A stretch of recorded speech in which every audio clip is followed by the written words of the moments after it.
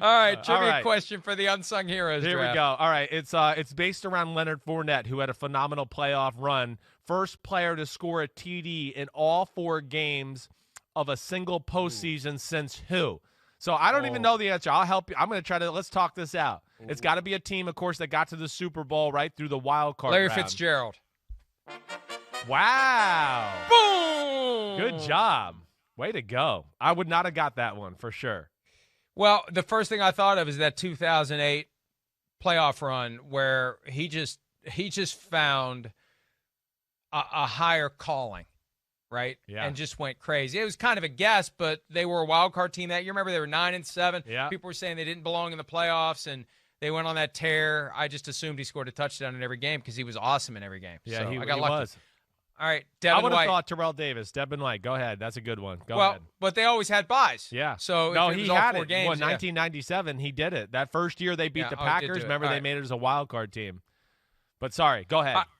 Okay, Devin White. Yeah. The guy that I would have voted for as MVP of the game. Obviously, Tom Brady with the 3 touchdown passes, and the Tom Brady is going to get it. But I was saying this yesterday on PFT PM.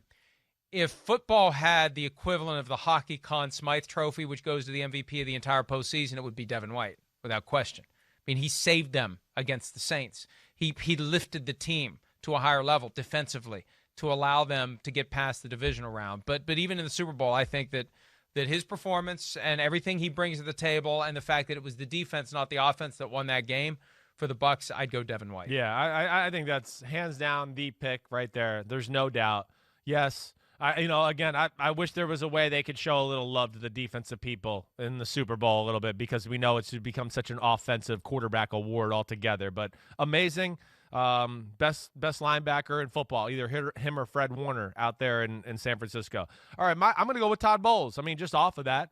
I mean, Todd Bowles, way to freaking go. Unsung hero. What he did, he broke out of the mold of being Todd Bowles to win a Super Bowl. I mean, that's what I think is amazing. And, to add to that, by everything I see when I watch the game back on film and all that, Andy Reid and Eric Bieniemy didn't think he was going to break out of that mold.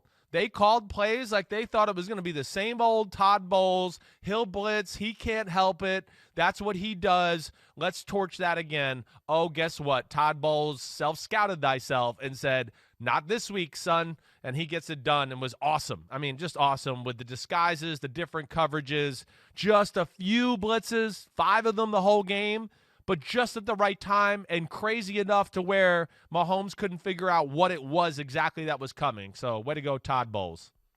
I'm standing on the same side of the ball, same position that I selected earlier, Levante David, the guy who's just become forgotten. He's the guy who was there. He predates everyone. He was drafted in 2012. Think of all the crap he's been through. And to team up with Devin White, neutralize Travis Kelce, relatively speaking. I know he's still at 133 receiving yards, but a lot of that came after it was well into garbage time, or what should have been regarded in hindsight as garbage time. But Levante David teaming up with Devin White and providing that strong presence. We talk about the defensive line and how important it is to getting to the quarterback. In the back end, how important it is to keeping receivers covered. A lot of times you take for granted. You just gloss over the guys in that middle level. And for the Buccaneers, White and David, without them, they don't win that game.